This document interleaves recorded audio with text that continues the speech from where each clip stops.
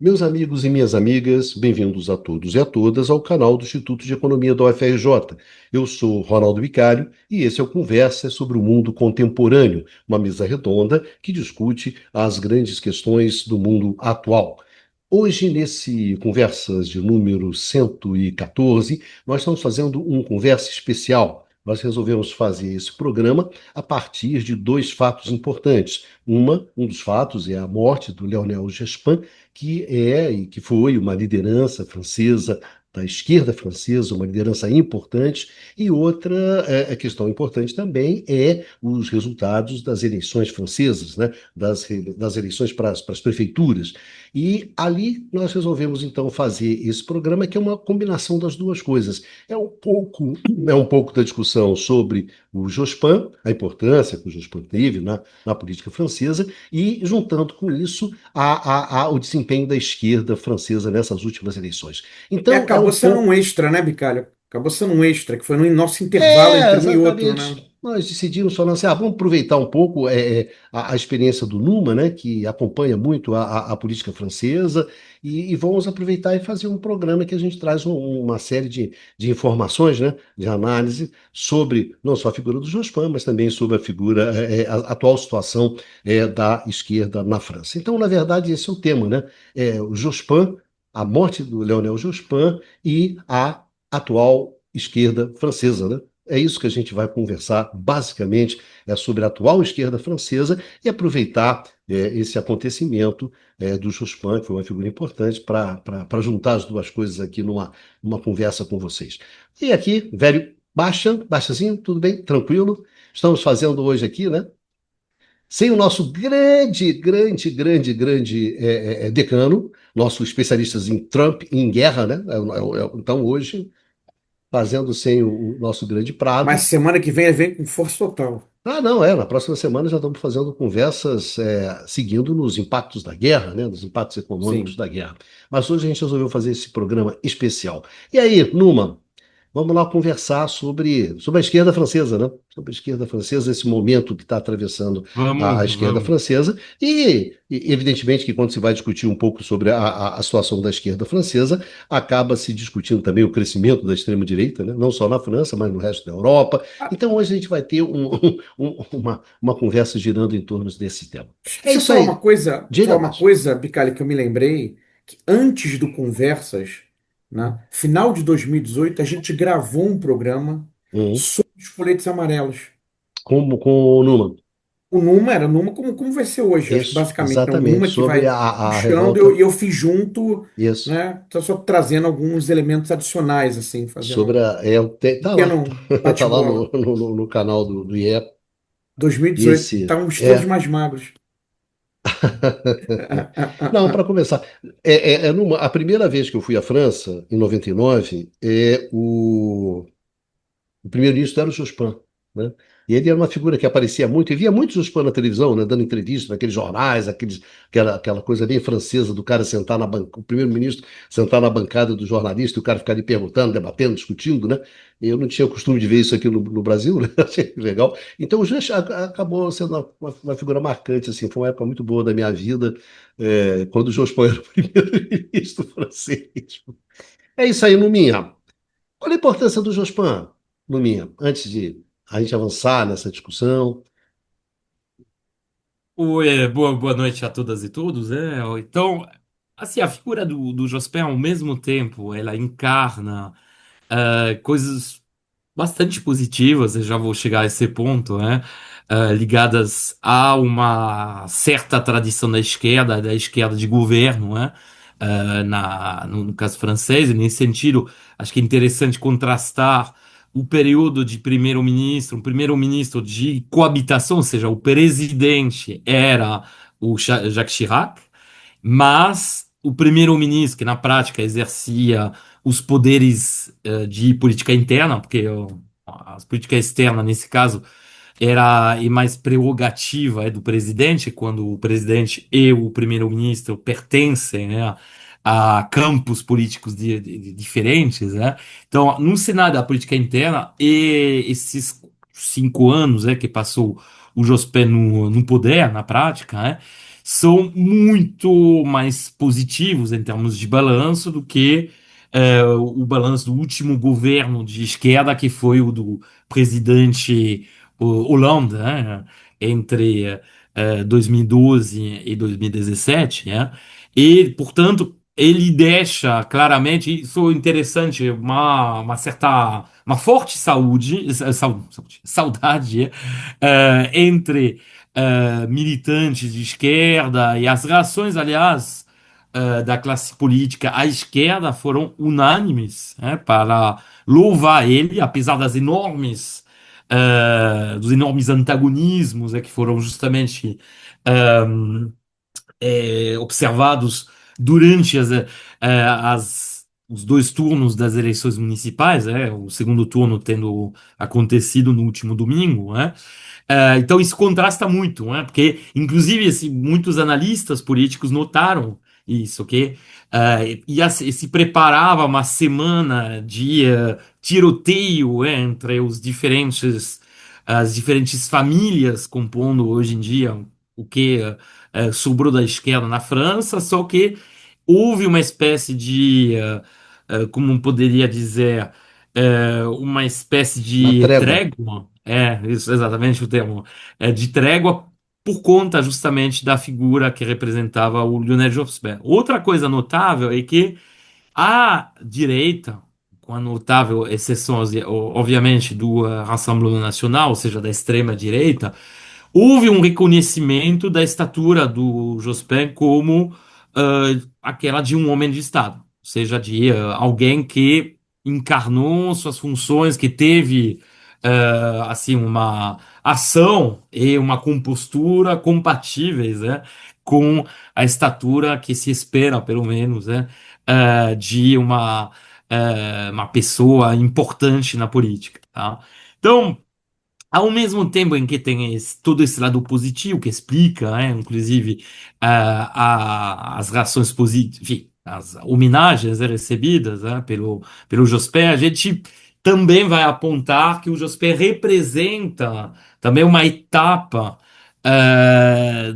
particularmente em termos de políticas econômicas, né, que já faz parte dessa tendência à adoção de políticas, pelo menos em parte, neoliberais. Tá? Então a gente vai atenuar talvez um pouco esses elogios. Tá? Aí não sei se o Eduardo queria fazer alguma intervenção, já. Eu acho que é uma coisa interessante para pensar, é que quando o Jospin se torna primeiro-ministro, isso foi parte de um movimento que estava acontecendo, tá, na Europa, É, New Left. de chegada de partidos tradicionalmente de esquerda, né, ou de centro-esquerda, ao poder, o retorno ao poder, né? Então, é mais ou menos um pouco antes, né, o Tony Blair ganhou no Reino Unido, né, e marcou a volta em 1997, marcou a volta do Partido Trabalhista Britânico ao poder, estava fora desde 1979, e também o SPD, o Partido Social Democrata Alemão, também volta ao poder depois de muito tempo, né, muitos anos da democracia cristã no poder com o Helmut Kohl, né? Então, e às vezes, quer dizer, digamos, essas três figuras políticas, né? Blair, Jospin e Schröder, eram colocados, como a gente fala aqui, no mesmo saco, né? Como parte digamos, da mesma coisa, do mesmo processo, né? Vindos da mesma forma. E a minha impressão é de que, ainda que também o Jospin tenha abraçado, vamos dizer assim, políticas que a gente diria neoliberais ou ortodoxas, ele difere dos outros dois. Tá? Você tem, por exemplo, não foi no período dele, a jornada de 35 horas. Já É, vou, justamente, vou chegar a então, essas esse é um ponto que eu medidas. colocaria para você, na verdade, né? Aham. Dentro daquilo. como é que ele se situa, aí não tanto no espectro francês, mas dentro do que estava acontecendo na Europa naquele momento. Então, aí eu acho que assim, a gente tem que, no caso desse período em qual exerceu o poder o Jospin, né, tem que fazer colocar talvez algumas informações complementares. Primeira informação importante é que ele lidera uma coalizão, que foi chamada na época de esquerda plural. Uma coalizão que integrava o Partido Comunista, o Partido Verde, e, portanto, que abrigava no seu seio muitos partidos com uma pauta claramente de esquerda, porque você tinha o Partido Comunista, obviamente, tinha uma pauta, ainda mais nessa época, né, muito à esquerda, quase de extrema esquerda, podemos dizer, né? O Partido Verde também era um partido muito de esquerda, além da pauta, obviamente, ambiental, em termos sociais, em termos de políticas, econômicas. Não podemos esquecer também que o próprio Partido Socialista tinha uma ala da esquerda bastante forte. Então, a tonalidade, vamos dizer, o equilíbrio dentro dessa coalizão, da esquerda plural era um equilíbrio que tendia, na verdade, mais para a esquerda. E aí, nesse sentido, Mas eu o Mélenchon está no Partido Socialista nessa época, não tá? sim, era ministro. Mélenchon era ministro, ele era no Partido Socialista, ele era da esquerda do Partido Socialista, ele era ministro do Jospin. Ou Isso. seja, isso mostra o quanto, bom, depois comentaremos o quanto hoje houve assim, um deslocamento para a direita de todo o espaço político na França, e não só na França, tá? Mas voltando à pergunta do Eduardo, interessante de fato, porque a gente poderia, se não entrássemos em detalhe, olhar esse período e ver que também na Itália você teve governos assim, como se chama, presidente de conselho também, bom, é mais instável, olha lá, mas que também eram assim, eram considerados como sendo de esquerda, o Romano Prodi é a figura saliente desse período, né? Isso. Então a gente poderia dizer, olha, era um movimento generalizado. Obviamente sim, tem uma parte, porque Talvez o D'Alema realmente na Itália, Máximo D'Alema. também, tem vários, porque bom, lá foram. Eu acho que o da Lema, mas o governo da Lema foi relativamente curto, né? Mais estável mais estáveis, entre aspas, foram aqueles da Rosa, lá, que era o nome que eles davam na época da colisão, né? Mas, de fato, a gente poderia, é interessante observar. Então, que haja um movimento, que isso tenha um significado, sim. Tipo, de dizer que havia de forma generalizada, uma certa rejeição de excessos ah, das políticas neoliberais. Tá? Então, comparado a governos de direita, que seriam ultra neoliberais, que nem os conservadores, no caso, inglês, bom, no caso alemão também tinha anos de poder, tinha um esgotamento do poder encarnado pelo Helmut Kohl, com a sede do CSU, no caso da Itália, bom, aí é mais conturbado, mas tinha os episódios já do Berlusconi, ou seja, tinha um antagonismo muito forte, né? No caso da França, na verdade, bom, o Jospin, na verdade, vira primeiro-ministro, porque o Chirac ganha as eleições presidenciais de 95, porém ele decide, uma decisão que até hoje ninguém conseguiu explicar muito bem, dissolver a Assembleia em 97, e aí, nas eleições para deputado, ele perde, mas perde muito. É uma derrota assim, muito grande. Justamente porque ele estava fazendo uma política que era uma política mais neoliberal. Tá? Então, em todos os casos, tem essa rejeição de políticas neoliberais. Isso seria o ponto em comum. Só que a grande diferença que eu colocaria é que os três exemplos, vamos pegar, bom, no caso da Itália é difícil, mas o próprio D'Alema era a rifondazione comunista, mas não era muito, muito esquerda. Mas pegar o Prodi para encarnar a Itália. Prodi na Itália, Schroeder na Alemanha e o meu Deus, Tony Blair. o Tony Tony Blair. Blair, no caso inglês, Os três são a terceira via. Os três são encarnações da terceira via. E a terceira via, o que que é?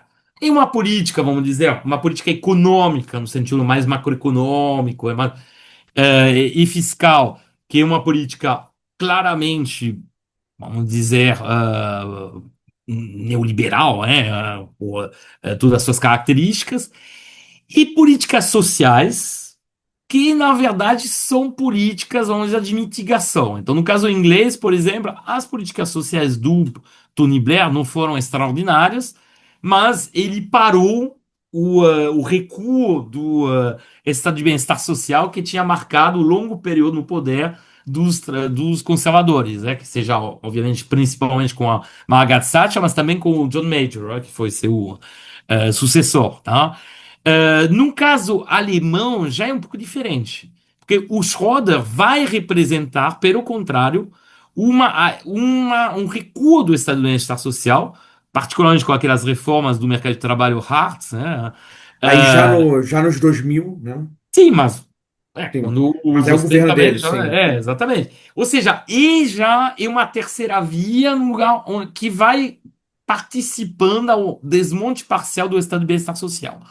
Porém, a gente não pode exagerar esses movimentos. O Eduardo, o grande conhecedor da realidade alemã, sabe que mesmo com essa desmontagem, ainda assim, não há como falar que a Alemanha, com um gasto público que representa mais de 50% do PIB, é um país neoliberal. Não dá. Então, foi um desmonte parcial. O que podemos dizer é que provavelmente o ritmo de desmonte foi muito menos acentuado com esse governo Schroeder do que teria sido com a direita. Podemos, se a gente fosse pensar em termos de ucronia, bom, a gente poderia dizer isso, mas bom, no caso do Jospin é diferente. Tudo bem, na política macroeconômica, ele acaba seguindo, até porque não podemos esquecer que está se iniciando o processo de entrada no euro, então tem umas questões, tem uns objetivos, e a França não era o país que tinha, inclusive, os indicadores mais As chamadas metas de convergência, né? exatamente, mas próximas às metas, então tinha que fazer algum esforço, por exemplo, nesse sentido. Porém, se a gente for olhar na parte social, é um período marcado, alguns vão falar, obviamente tem que tomar cuidado com isso, mas que foi quase uma segunda frente popular, retrospectivamente. Frente popular, lembrando, é que aquele governo liderado pelo Leon Blum, em 36, que vai introduzir uma série de grandes avanços sociais, em particular a semana de 40 horas, sendo que até então não tinha nenhuma limitação de hora, que vai introduzir como se chama? As férias remuneradas, para todos os trabalhadores, enquanto até então era reservado essencialmente aos funcionários públicos, enfim, vai representar também um marco, né? Mas, nesse sentido, o governo Jospin também foi um marco em muitos aspectos. Já foi mencionado pelo Eduardo a adoção da semana de 35 horas é uma grande mudança. Porque na prática, com um sistema no qual não vou entrar em detalhe, mas além das 5 semanas, vamos dizer, normais, enfim, legais, de férias, na prática, com um sistema, porque muita gente mantém uma semana de 40 horas, aí vai acumulando dias de férias. Então, na prática, isso dá quase 8 semanas de férias remuneradas na França. O que é muito além, assim, poucos países, mesmo na Europa, tem um sistema generalizado. Que depois, na Alemanha, por exemplo, você vai ter empresas que vão dar esse tipo de possibilidade, mas não é generalizado a todos os trabalhadores. Lá sim. Tá? Outro grande avanço, se a gente for olhar na questão de acesso a como se chama, a saúde pública e o sistema de saúde universal para aqueles que. Porque na França, bom, não entrando muito em detalhe, tradicionalmente o acesso ao sistema de saúde ele era condicionado ao fato de você estar inserido no mercado de trabalho. Ou seja, você pagar, ao fato de você pagar uma contribuição social. Tudo bem, existiam, para as pessoas que não eram inseridos, existiam sistemas alternativos, mas não era institucionalizado. No caso, o Jospin vai criar essa cobertura doença universal, né, que em francês o acrônimo é CMU, né, que vai permitir a todos de ter por direito acesso grátis a todo o sistema de saúde, tá? Em particular aqueles que não têm contribuições sociais. Então, isso foi também um grande avanço, tá? Depois, assim, ele generalizou também a ajuda médica para os migrantes em situação irregular. Ele obrigou passou uma lei que obriga todas as cidades de mais de 300, de mais de 3.500 habitantes a construir, a ter pelo menos 20% do seu parque imobiliário constituído por moradias sociais. E as cidades que não atingiriam essa meta mínima são obrigadas desde então, porque a lei existe até hoje, né? Ela não foi revogada, são obrigadas a pagar uma multa, que é uma multa elevadíssima. Então, na prática, isso favoreceu uma convergência no sentido de uma mixidade social em espaços urbanos, particularmente nas periferias das grandes cidades, que não eram inicialmente, tipo, não era previsto para isso. Você tinha aquelas periferias ricas, onde, bom, não tinha nenhum alojamento social. Hoje tem, por obrigação. A própria cidade de Paris tem hoje um parque social que é considerável, né? É, então, assim, se a gente for pensar nesse sentido, teve muitos avanços. Teve também as leis sobre a feminização da vida política, que obriga a uma paridade de candidatos. Houve a criação também como se chama? Do Pacto Civil de Solidariedade, que assim, no Brasil seria uma união estável. Houve, na prática, o reconhecimento também o que ia levar depois ao posterior oficialização, mas o reconhecimento através desse pacto civil de solidariedade dos casais homossexuais. Então, em termos assim de vamos dizer, de políticas, como poderia dizer, Eduardo, de políticas societais e de políticas sociais, foi um período marcado por grandes avanços. E nesse sentido, eu poderia dizer que em muitos aspectos, eh, o, esse programa da esquerda plural se aproxima atualmente do que seria um programa do Partido dos Trabalhadores, do PT, tá? Onde também você tem uma pauta societal importante, onde tem uma pauta social importante, mas onde a política macroeconômica já é menos, vamos dizer, menos heterodoxa. Falando aqui, forçando uma coisa É, que a gente tem que tomar cuidado com os conceitos, sim. mas se talvez, né, o experimento Jospin na França tenha Hum, sido com todas as devidas restrições, né, dos contextos que são diferentes, mas talvez tenha sido a coisa mais próxima do pós-neoliberalismo aqui na América Latina, que é é, claro que variado, pelo menos na sua encarnação brasileira, né, sim. onde não se mexe, onde as políticas macroeconômicas da fase anterior foram Se preservadas, mantém, o se tripé mantiveram, macroeconômico. mas houve avanços nas políticas É, societais, trabalhistas sim. e afins. E acaba tendo um efeito também O que é macroeconômico, distinto da porque terceira via. O que é distinto porque da você terceira via. aumenta e acaba tendo um efeito macroeconômico, porque você aumenta as transferências sociais, então acaba, e o Estado, o gasto público cresceu, em termos de parcela do PIB, no período do Jospin, então acaba tendo. Não é dá para dizer que era uma política fiscal neoliberal, porque não teve, não era fiscalista no sentido. E aí, em um período também marcado pelo padrão francês, pelo menos das últimas décadas, por um crescimento razoável, né? Se a gente for pegar o crescimento no período do governo Jospin, a gente chega a 3% de média, que comparado ao desempenho dos últimos 15 anos é muito acima, né? Então, também em termos de desempenho de crescimento econômico foi bom. Então, assim, tem o balanço, no final das contas, é relativamente positivo. Obviamente, tem partes negativas, tá? Além da política macro, que não mudou na sua essência, teve a continuação mesmo. que é um ritmo bem menor, porque até porque não tinha mais tanta coisa para vender. Teve a continuação do processo de privatização, tá? Isso é um elemento que tem que ser notado. Ah, mas, realmente, foi um período marcado por claros avanços. Tá? Aí a grande pergunta, que não quer calar, obviamente, até estou estranhando que o Bicalho não tenha já introduzido essa questão, se foi tão bom assim, por que o Jospin não foi eleito, e na verdade nem foi para o segundo turno na eleição de 2002?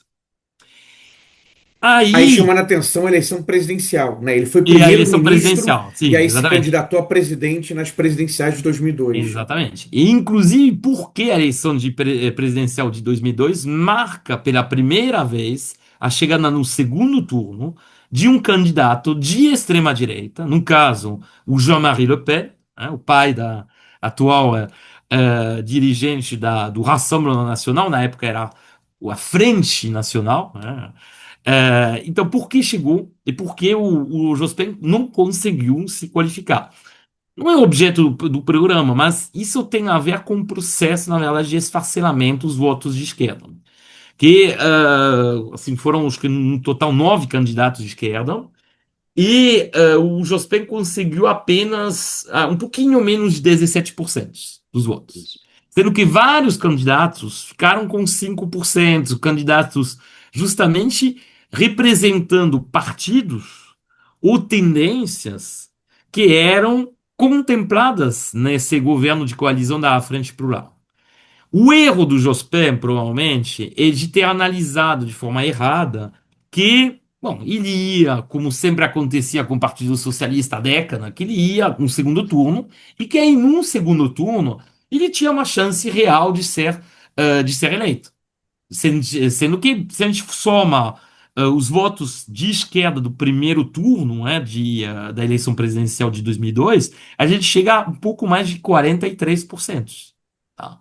Lembrando que na última eleição de 2022, eh, mal chegamos a 32%. Ou seja, a esquerda como um todo perdeu 11%, que não é pouco. E o erro de diagnóstico dele foi esse, que na verdade houve, ao mesmo tempo, esse esfacelamento dos votos, houve também uma mobilização que não foi à altura do que se esperava, porque todo mundo achava que o que É. contava, o que ia contar ia ser o segundo turno, então tem gente que deixou de votar, sei lá. Lembrando que na França o voto não é obrigatório, como Isso, aqui no não, voto Brasil. não é obrigatório. Foi viajar, pensar, tudo bem, mas, bom, para o segundo turno vou votar, mas lá, o primeiro turno, bom, já tá, o resultado já tá certo. Então foi um enorme trauma, tá? Para o país, Mas, ver chegar a extrema-direita no poder, e para o próprio Jospin, que inclusive falou que ia se retirar da vida política, e como raramente visto em figuras políticas, realmente cumpriu a palavra. se retirou. E se retirou da política em 2002. E É que foi nunca um mais. gesto de muita dignidade, né? Isso, o que explica provavelmente até o carinho, o respeito do qual ele gozou depois, até por parte de adversários políticos, tá? Porque desde então nunca mais exerceu um cargo eletivo. Nunca mais. Mas o Então, Numa, o meu irmão mais novo, né, o Ricardo, ele fez toda a carreira dele numa uma grande multinacional francesa, e ele conta que justamente no dia da eleição, ele estava voltando da China. Estava voltando da China num, num voo da Air France, cheia de franceses. Então ele chegou. Quando o comandante anunciou: temos os resultados da eleição francesa, e quem vai para o segundo turno vai ser o Chirac e o Le Pen. Ele falou, cara, foi um silêncio no avião, assim, mas foi um trauma, assim, sepulcral, sepulcral. sepulcral. Ele falou assim, os É. caras, as pessoas, os franceses se olhavam, o avião estava cheio de franceses, voltando acho que era de Pequim, não me lembro, de Xangai, para Paris, e o Ricardo falou assim, cara, eu nunca vi um silêncio tão envergonhado, tão assim, As pessoas ficaram sem entender porque era certo que o Jospin iria para o segundo turno, era certo. Tanto é que, exatamente, o pessoal não foi votar, foi viajar, foi visitar a mãe, foi papai, papai, ninguém foi votar. E no final, o Jospin não foi, né? E realmente essa atitude dele é uma atitude sensacional, né? Porque ele se retirou mesmo, ele falou, eu perdi o jogo e vou para casa. E ainda dentro dessa coisa, tem um filme, né, francês, Os Nomes do Amor, no qual o Jospin aparece, né? É um filme maravilhoso, é sensacional, gente. Chama Os Nomes do Amor. É um filme sensacional, porque a moça, ela é uma ativista, né? E ela usa, digamos assim, ela acredita que o amor é capaz de mudar a posição das pessoas. A história do filme é essa, né? E aqueles filmes franceses vão discutir isso, e no final do filme aparece o Jospin, que já não era mais, Hum. aparece ele muito Não, porque ela é simpático no filme. apaixonada justamente, a referência dela é Isso, o era Jospin. exatamente, é o Jospin, etc. O filme é muito bacaninha, muito bonitinho, muito legal. E onde aparece, tá lá o Jospin lá fazendo o papel de Não, ator. e assim, tem que pensar que o Jospin Lembo, a gente falou muito, obviamente, desse período no poder, mas não podemos esquecer que ele foi o secretário do Partido Socialista entre assim, 81 e 88, ou seja, durante Mitterrand. o primeiro mandato do Mitterrand, tá? Então ele foi escolhido pelo Mitterrand, inclusive, bom, depois nas homenagens que foram realizadas, né, encontraram várias citações do Mitterrand que falavam, olha, de todos esses herdeiros, e não eram poucos, né? Ele é o mais inteligente de todos. O único problema dele é que ele não é o mais carismático. E realmente aí, nesse É. sentido, faria uma diferença com como colocou o Eduardo, com essas figuras importantes que surgiram, como o Lula, como o Chaves, como o Kirchner, o Correa, o Evo Morales, depois da onda neoliberal, no caso, bom, na década de 2000, com essas pink ties, esse conjunto de governos progressistas que chegaram ao poder, porque todas essas figuras, na casa da América Latina, eram pessoas, justamente, eram líderes que eu qualificaria de bastante carismáticos. O Jospin era o contrário. O Jospin era a encarnação, inclusive, de um certo enfim, de um certo rigor, uma compostura até, assim, uma pessoa Algo muito quase séria. monástica, talvez, né? Não, sim, sim. Era Ele professoral, é, né? Ele bom, parecia um professor ele mesmo, na é, verdade. é um dos representantes dessa tradição de esquerda protestante hugonote da França, tá? Que são, em geral, não as pessoas mais, assim, expansivas, vamos dizer, Pois. né? Então, sim, Eduardo, Uma coisa, eu vi no obituário do Le Monde, né, fizeram um comentário justamente sobre esse perfil dele, né, e disse alguém que falava de maneira, falava longamente, né, um cara que tinha densidade, diziam, ele é tudo, ele é o contrário, para ele seria muito difícil, né, viver no mundo político hoje em dia, né, onde você tem os TikToks, Instagrams, etc., e das coisas rápidas, né, e na sua maioria na maioria das vezes superficiais. Né, ele é a antítese disso. exatamente. E é interessante observar isso, porque ele é o último candidato, por exemplo, que não vai à eleição presidencial de peso, mesmo se não chegou no segundo turno, né? Que vai se recusar a ter um time de comunicação que dicta a comunicação, porque ele acreditava profundamente que o sério, a exposição, assim, de Isso. uma forma rigorosa, era uma forma de honrar e de mostrar a inteligência dos eleitores e de mostrar que você respeitava eles. Então ele se recusava. Só que, bom, até a derrota dele, que era inesperada, aí levou a uma mudança de paradigma. Esse reino dos comunicantes, que a gente não, que obviamente não é um privilégio da França, os Estados Unidos mostraram um caminho e depois muitos países tiveram essa evolução no seu espaço político, mas ele, depois do que aconteceu com ele, o paradigma mudou. E o paradigma mudou no sentido de justamente dar uma importância muito muito grande aos comunicantes dentro de uma eleição. E o exemplo sempre que é dado, até para candidatos que poderiam estar meio achar assim que não deveria ser assim, sempre o exemplo é o que na França é chamado de jurisprudência Jospin. Ou seja, alguém que a priori tinha tudo, pelo menos para ir para o segundo turno, provavelmente para ser eleito presidente, porque o nível de satisfação era alto, né, comparado a governos anteriores e posteriores, mas não conseguiu. E uma coisa só chamar a atenção, que nesse mesmo ano de 2002, o Lula ganha pela primeira vez as eleições presidenciais, né? Pela primeira vez na nova República, a esquerda chegava ao poder. Mas na campanha do Lula, ele teve um dos melhores publicitários do Brasil, ajudando com a parte de comunicação. Hum.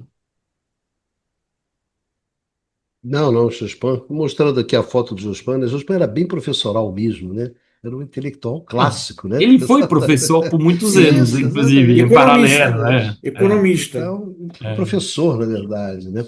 E que engraçado, né? Que acreditava na razão, né? No Uhum. convencimento, né? E nessa ideia do convencimento, né? Você convence as pessoas, você se prepara para o debate, o debate é importante, o contraditório é importante, né? O enfrentamento das ideias é importante. Então, isso qualifica, né? Qualifica a política, né? Então, era. Uma coisa numa que até não dá para fazer contrafactual, mas olhando aqui do outro lado do Atlântico, né, nessa época, né, você morava na França, né, você estava no seu país, a sensação que eu tive que essa derrota do Jospin foi um divisor de águas no sentido de uma grande oportunidade perdida. Tá? Não dá para saber o que seria o Jospin presidente, mas a impressão sempre que me passou é de uma grande oportunidade perdida e que os caminhos da França poderiam ter ido por, enfim, ter seguido de uma forma distinta.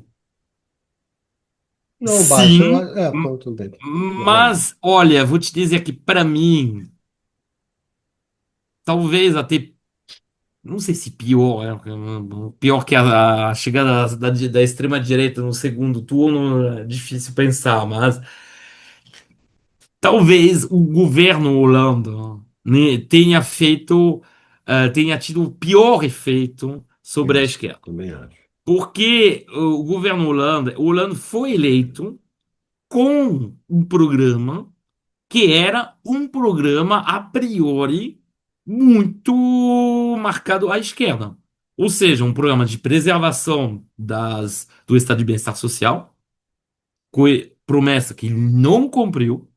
Houve as reformas El Khomri, reformas do mercado de trabalho, que são uma espécie de espelho das reformas Hart, já mencionadas do início dos 2000 na Alemanha, né? Então, na parte social teve recuo, e na parte de política econômica, o pior é que o Hollande tinha vendido uma política fiscal muito diferente daquele que ele praticou, em particular, enfatizando em muitas oportunidades a necessidade de aumentar significativamente a taxação das rendas mais altas, e inclusive das rendas financeiras, das rendas do capital, que, bom, que nem no Brasil são pouquíssimo taxadas, né, em comparação na França, o que deveriam ser, tá? Ele não cumpriu nada disso. Ou seja, ele gerou uma esperança e a inação dele, inclusive, pior do que isso, a ação contra o próprio programa, ela representou uma imensa decepção para o eleitorado de esquerda e certamente participou grandemente no recuo da esquerda que foi verificado nas duas eleições seguintes, né? Que seja a do Macron no primeiro mandato lá em 2017, ou mais recentemente em 2022. Então foi quase, eu sei que essa expressão às vezes é usada no Brasil, foi quase, pode-se falar de estelionato eleitoral no caso do Hollande. Enquanto o Jospin, bom, o programa que ele tinha apresentado, o programa foi aplicado. Se você for olhar pouquíssimas medidas não foram aplicadas. Então tinha também essa impressão que o Jospin ele respeitou que, enfim, ele entregou o que tinha prometido. Outro contraste, entendeu? Enquanto o Hollande não.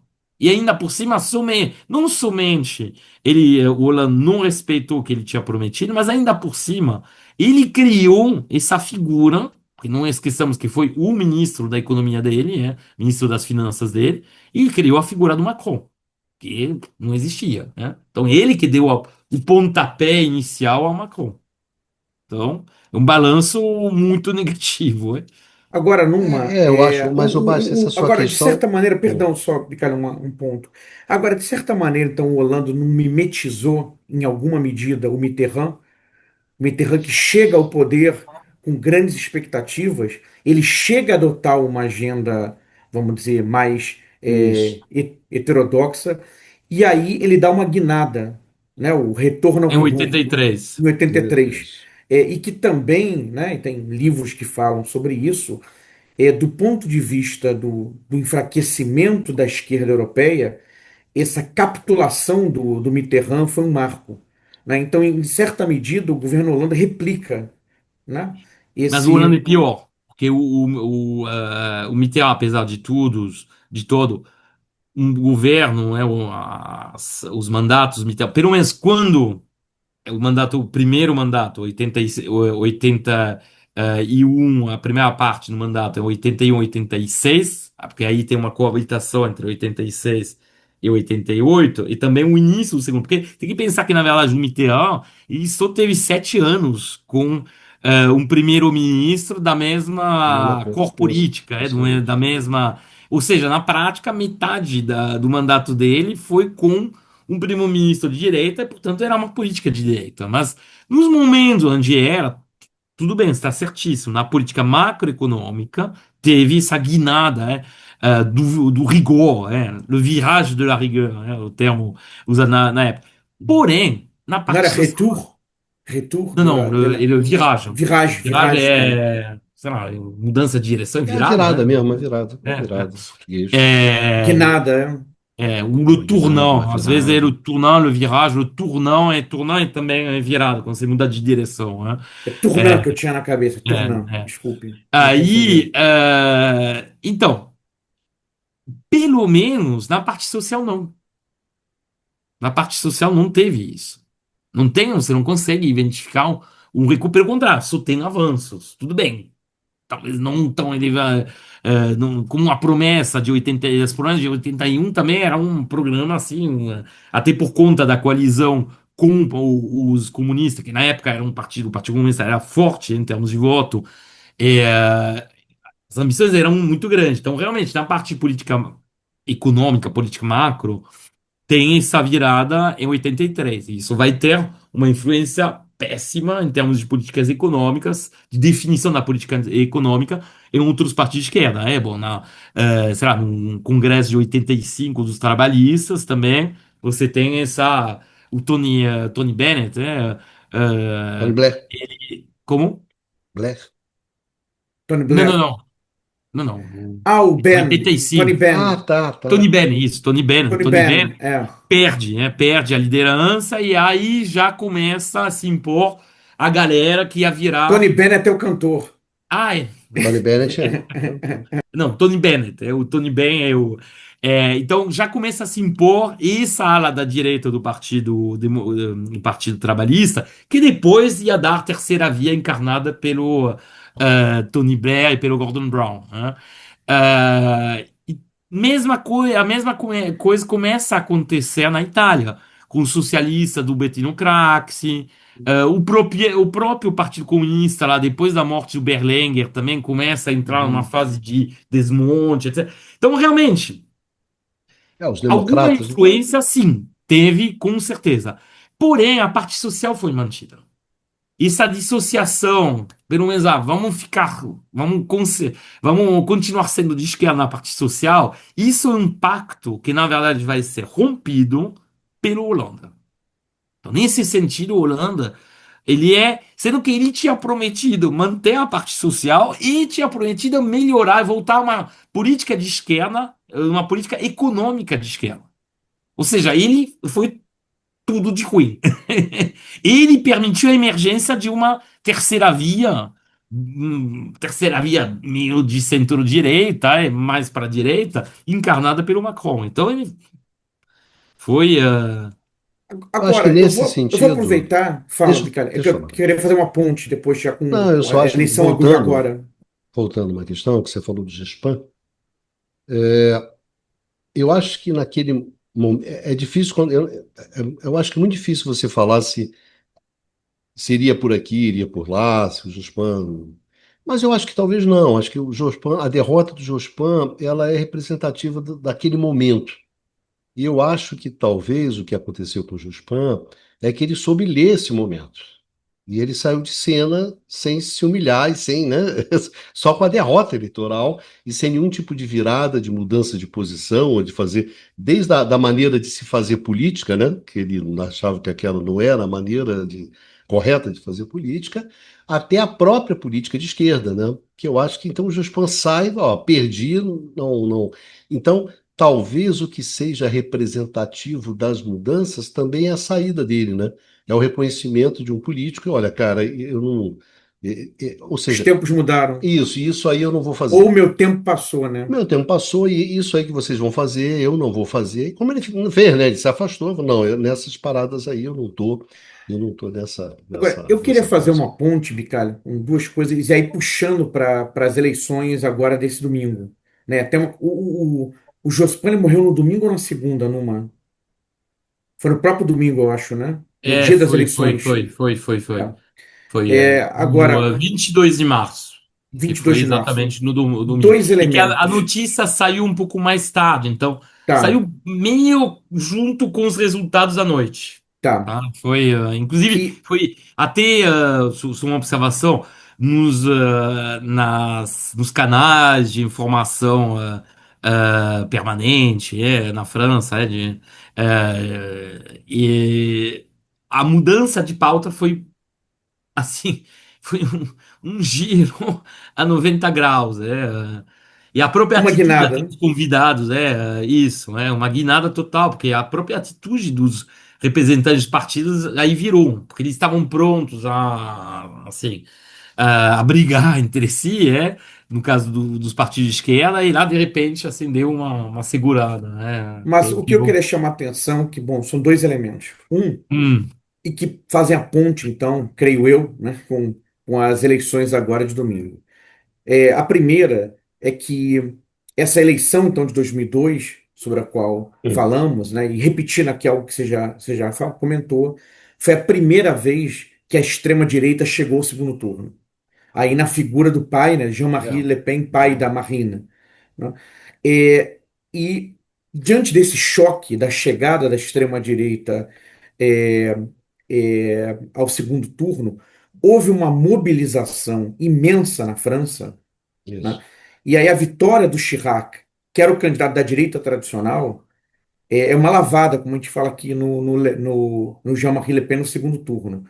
Então, aquela mobilização, né, constituindo o que se costuma chamar de um cordão sanitário, né, é, foi imensa. E esse cordão sanitário vem cada vez mais se enfraquecendo na França, junto também com o fortalecimento da extrema-direita. Esse é um ponto que puxa para a discussão mais atual. A outra é que, justamente em função do Hollande, né, o Partido Socialista encolheu dramaticamente nas eleições seguintes, nas eleições de 17 e de 22. E a grande figura da esquerda passou a ser o Mélenchon, né? O grande representante digamos, da esquerda passou a ser o Mélenchon, que era um dissidente, né, do Partido Socialista. isso. E aí eu queria entender, né, justamente puxando por esses resultados agora, essa tendência, né, a crescimento da extrema-direita, E também, quer dizer, o Mélenchon me parece que ele se desgastou nos últimos anos. E que talvez o Partido Socialista esteja voltando a se apresentar. Isso realmente eu não sei, preciso que você desenvolva. Esteja recuperando o seu lugar, ou pelo menos disputando com o Mélenchon, de quem seria a grande força da esquerda. Porque ali, justamente, a eleição de 2017, o Benoît Hamon, que foi o candidato do Partido Socialista, que curiosamente era da esquerda do Partido Socialista, mas fez uma votação ridícula, né? Sofrendo, na verdade, com o legado do Hollande. Sim, então vamos lá. Só uma observaçãozinha antes de, continuar, que é ligada ao que colocou com razão o Bicalho, né, sobre esse fim, né, da vida política do Jospin após as eleições de 2002, a derrota, né? Ele tinha entendido uma coisa, que assim, tem que pensar que o Partido Socialista sempre foi um partido com particularmente assim, depois do falecimento do Mitterrand, depois da saída do Mitterrand na presidência, sempre foi um partido muito disputado. Um partido com as eleições do partido, por Isso. exemplo, para designar o secretário-geral do partido, o presidente, que lá conserva, não esqueçam que o Partido Socialista Francês é um partido muito antigo, o partido do Léon Blum, justamente já mencionado, 36, o partido do Jaurès, era o partido que, bom, depois da Revolução de 17, depois deu lugar, houve uma cisão, uma parte ficou, aí ainda manteve inclusive o nome do Partido Socialista, e outro virou o Partido Comunista Francês, mas é um partido de 150 anos, muito antigo, tá? E um partido que é marcado por grandes antagonismos intrapartidos e grandes disputas, a tal ponto que essas eleições internas para designar o secretário-geral, que em geral, em algum momento, vai virar o candidato à presidência, foi o caso do Jospin, mas também depois o Hollande foi também, o Hollande era o secretário nacional do Partido Socialista e virou depois o candidato e ganhou a eleição presidencial. Então, tem essa tradição, uma política interna muito disputada. E aí, depois de ter sido derrotado dessa forma em 2002, o Jospin nunca ia conseguir manter o controle sobre o partido. E, portanto, nunca ia poder ser designado futuramente até candidato. Então, além de uma decepção pessoal, de um certo, vamos dizer, afastamento, uma vontade de se afastar do mundo Talvez um político. sentimento de culpa até, né? Também. Pode ser também, aí já não estou, não conseguiria, porque ele nunca se abriu para Claro, valer claro. sobre, como eu já falei, não era exatamente a pessoa mais, não é a pessoa que vai ir num programa começar a falar sobre a vida, né? Nunca foi o caso, então não sabemos, mas certamente uma parte disso era que simplesmente que ele não ia conseguir mais, mesmo querendo, não ia conseguir, então tem também um pragmatismo envolvido nessa decisão. Mas, relacionado ao que você falou, bom, primeiro, de facto, uma diferença fundamental entre a situação no início da década de 2000 e a situação atual, ela pode servir, os 20 anos que separam a eleição de 2002 da eleição de 2022, mostram o quanto o partido, a extrema-direita encarnada pelo Rassemblement Nacional, quanto avançou. O Jean-Marie Le Pen, no segundo turno de 2002, ele faz um pouco mais de 17%. A filha dele, na última eleição presidencial de 2022, ela chega a quase 42%. Ou seja, 25% a mais. Então tem esse aspecto. O cordão sanitário é outra questão. O cordão sanitário é justamente, como já foi colocado pelo Eduardo, essa questão da impermeabilidade que existiria, da separação total que existiria entre partidos de governo, que são partidos tradicionais de direita, e a extrema-direita. Tá? Essa impermeabilidade, ela está em assim, processo progressivo de desaparecimento na França. Não desapareceu totalmente. Ou seja, não estamos na situação italiana onde os partidos de direita tradicional integraram a coalizão liderado pelo Fratelli d'Italia junto com a Lega Nord, ou seja, pela extrema-direita, sem nenhum problema. Já na Itália, isso já é um processo que já está consumado, né? Ah, no caso alemão, a gente está observando também uma porosidade crescente entre a direita tradicional, a CDU-CSU, e a AfD, que é o partido emergente e agora já construída de extrema-direita, mesmo se essa porosidade não se transmite em discurso oficial, ou seja, a linha oficial da CDU-CSU ainda é do cordão sanitário, tal ponto que o governo atual, mesmo liderado pela direita, é um governo de coalizão com o SPD, com o Partido Socialista Alemão. Tá?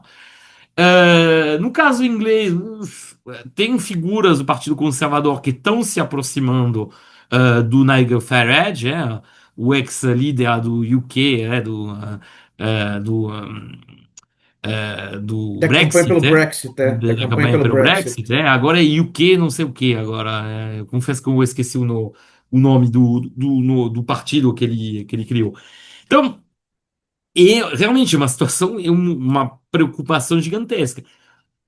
Uma parte desse deslocamento do espectro político à direita e à extrema direita, em certos casos, tem a ver com uma ambiguidade que mantém a extrema direita francesa e que nesse sentido é diferente, aí mostra que apesar dos movimentos gerais, a gente tem que tomar cuidado em relação às generalizações, e que, ao contrário da extrema-direita italiana, que seja Fratelli d'Italia ou Lega Nord, e meio neoliberal mesmo, em particular para as reformas sociais, puxa reformas sociais no sentido de uma liberalização, a filha, Le Pen, ela fez uma guinada ao integrar no discurso hoje da extrema direita a questão, a pauta da preservação do estado de bem-estar social. Inclusive, se a gente for olhar, bom, nos debates sobre o aumento da idade mínima de aposentadoria, que agitaram a França recentemente, assim, o partido se posicionou ao lado dos partidos de esquerda para uma volta ao sistema anterior de aposentadoria aos 60 anos, tá? Ou seja, tem, tem essa ambiguidade. O problema é que essa ambiguidade ela é muito difícil de manter com o tempo. Porque, no fundo, aí, na essência, aí nesse sentido, o Bardella, que hoje é a segunda grande figura do partido, ele encarna já uma extrema-direita clássica, neoliberal, tudo. Então, você tem uma tensão dentro do partido lá, do Rassemblement Nacional que é, reflete esses paradoxos, essas posições significativamente diferentes dentro do partido. Então, é difícil desenhar um cenário. Em relação a um revival, um retorno ao Partido Socialista, eu não sei se estaria tão otimista, tá? E houve uma retomada Não, nas só uma eleições. coisa, Numa, não é uma afirmação, era justamente uma pergunta, né, sobre uma Não, possibilidade. o ano passado, as eleições, como se diz, europeias do ano passado, pareciam apontar na direção de um certo revival com a figura do Glucksmann, que é só que não sei se isso vai se verificar, porque o problema é que hoje você tem um antagonismo entre partidos e inclusive micropartidos de esquerda que complica enormemente. A esquerda só vence quando consegue montar uma coalizão. Foi o que explica como o Mélenchon quase chegou ao segundo turno da última eleição. Porque aí sim, no primeiro turno ele teve um desempenho bem razoável, né? quase foi a menos de um ponto, né, de percentagem chegar ao segundo turno, tá? Só que tinha conseguido montar uma coalizão, ou seja, ele era apoiado pelo Partido Socialista, que não apresentou candidatos, e pelo Partido Verde, tá? Aí parou, ia esquecer pelo Partido Comunismo. Hoje tudo bem, é meio irrisório, né, em termos de peso, mas ou seja, ele tinha evitado esse esfacelamento do voto. Até porque, como eu falei para você, houve uma compressão. Se você juntar, agregar o voto de esquerda, hoje ele é bem inferior ao que já foi, né? O problema é que a tendência nesses últimos 3 anos, vamos dizer, é mais no sentido de um esfacelamento. Tem antagonismos cada vez mais forte, inclusive que se manifestaram nessas eleições municipais, tá? Como falei para vocês, se não tivesse tido no domingo o falecimento do Jospé, o espetáculo que a gente teria desde então seria de brigas entre partidos de esquerda, tá? Inclusive, muitos recusam, por exemplo, Partido Socialista, a linha oficial de recusar alianças com o LFI, que é o partido Mélenchon. É uma situação e mais um caminho balcânico do que outra coisa, o que não deixa muitas esperanças, né? E aí acho que isso, de novo, é uma desconfiança fundamental ahn, que no final das contas, assim, sou uma esquerda que e muito se afirmaria numa radicalidade maior, iria cumprir seus compromissos, né? Só que ao mesmo tempo, como eu falei para vocês, tem pautas que vão diferenciando, inclusive influência de pautas externas, né? Questão de posicionamento em relação, por exemplo, aos conflitos entre Israel e, enfim, ao ataque de Israel contra Gaza, os conflitos recentes, no Oriente Médio, tudo isso é motivo para dissensões crescentes, né? Então, Aí eu É a aproveito própria para pauta perguntar identitária a também, né? sua leitura, né? Então, como? mais ou menos A pauta desse resultado. identitária baixa Sim, também, também. um pouco a A pauta Porque a sua identitária tradição, também, ela a fica. tradição da esquerda na França, pelo menos dos dois grandes partidos históricos da esquerda, que eram o Partido Socialista e o Partido Comunista, era uma tradição muito secular, inclusive uma tradição antirreligiosa, tá? Com figuras importantes que tinham, vamos dizer, assim, que pregavam uma separação muito clara entre vida pública e, sei lá, engajamentos religiosos. É uma tradição laica muito grande, tá? O que o Mélenchon tem introduzido é uma questão, assim, é a defesa de pautas mais comunitaristas e que, portanto, entram em colisão com essa tradição mais laica. Então, isso vai gerando muitos conflitos, que tem exageros de ambos os lados que levam a uma radicalização e levam a um antagonismo crescente. Então, Deixa eu te perguntar uma coisa. Então, talvez até para a gente, de repente, ir encaminhando para o final, né? sim, porque, nossa, era para ter a minha hora, esse programa É, já. é, a gente sempre se empolga, né? O, o sim, quadro geral do resultado dessas eleições de domingo, né? Quer dizer, qual é o quadro que dá para montar, né, a partir dos resultados? E aí você estava falando sobre essa balcanização da esquerda, né? Qual é a sinalização hoje que a gente tem para as presidenciais de 2027?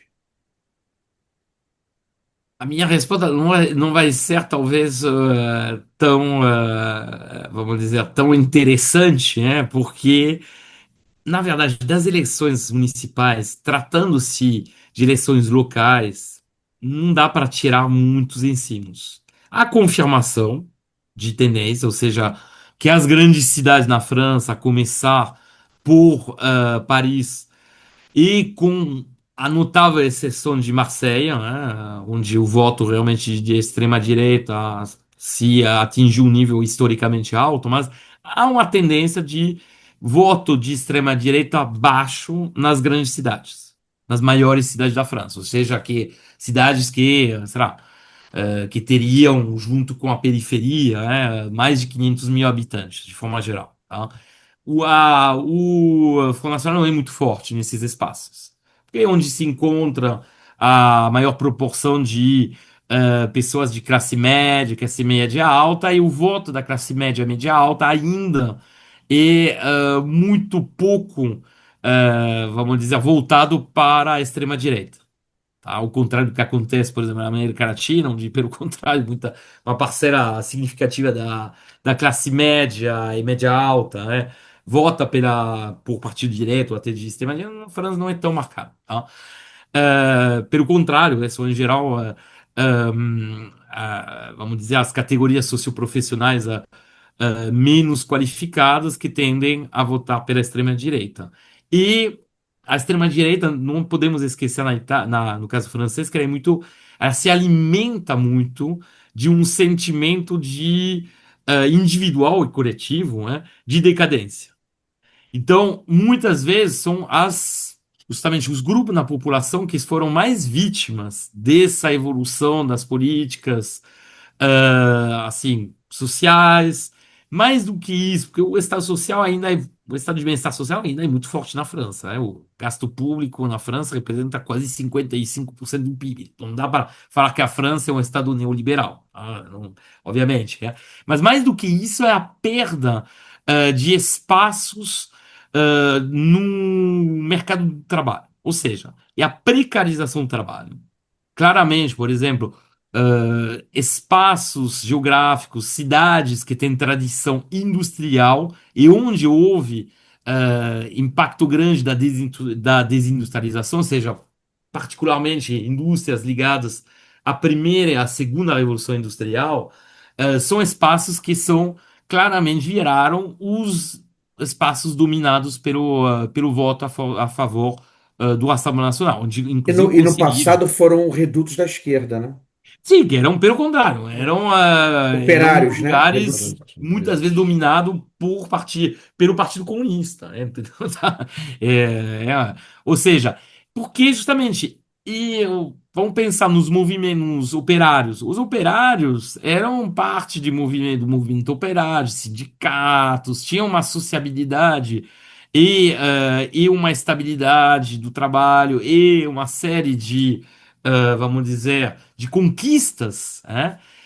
Que davam assim vamos dizer, um, um sentimento, não mais do que um sentimento, a realidade de uma estabilidade, de um, assim, ser parte de um processo histórico. Com o fim das indústrias, e com o surgimento de trabalhos mais precarizados, né, trabalhos de aplicativo, trabalho um setor de serviço, mas trabalhos pouco qualificados no setor de serviço, houve a perda de tudo isso. Tá? Então, há um sentimento, aí tem uma frase, né, que é utilizada na França, de déclassement, ou seja, de perda de nível, entre aspas, na hierarquia social, tá? E isso é muito forte. Acontece tanto nesses espaços industriais quanto nos espaços semi-rurais, onde lá também você tem o mesmo fenômeno que vai acontecendo com a precarização do trabalho. Isso alimenta o voto de extrema-direita.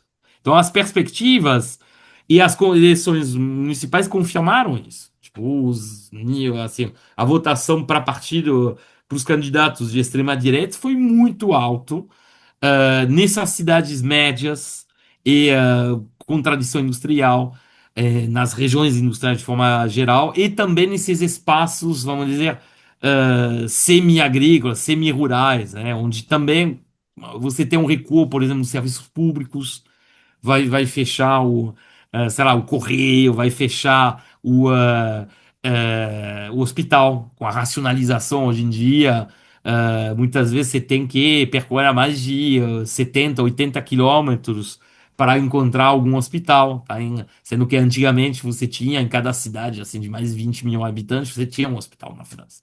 Hoje não é mais. Então, tem a impressão que mesmo o estado de bem-estar social, mesmo se ele mantém suas características gerais em termos de acesso aos serviços assim, acesso suposto, na prática o acesso é mais dificultado, porque é uma concentração justamente em unidades urbanas maiores. Ou seja, lá de novo você tem essa tendência, né? Então, é difícil inferir. Você tem a confirmação a nível local dessas tendências. Provavelmente, aí se a gente for seguir uma progressão histórica, na próxima eleição presidencial, de fato, bom, é quase impossível o candidato da extrema-direita não se encontrar, o candidato ou a candidata, né? A gente ainda não Sim, sabe se a Le Pen poderá se apresentar, porque ela foi condenada, né, por um desvio de recursos do Parlamento, assim, da Comissão Europeia, do Parlamento Europeu, né?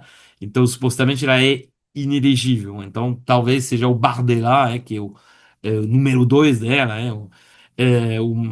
assim, braço direito dela, que possivelmente será ele o candidato, mas é difícil pensar que não chegará no segundo turno.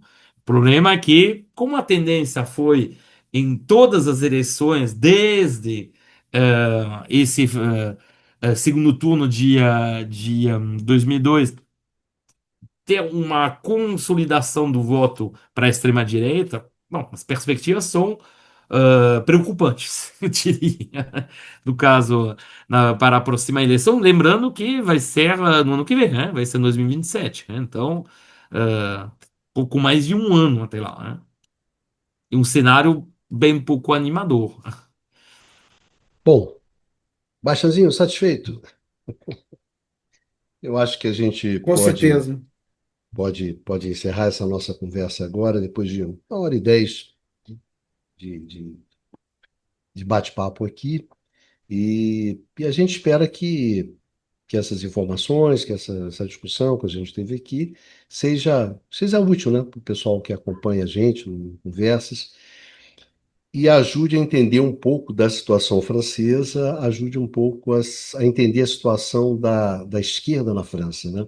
E eu concordo com o Numa, quer dizer, a situação da França é uma, a situação italiana é outra, né? A situação alemã é outra.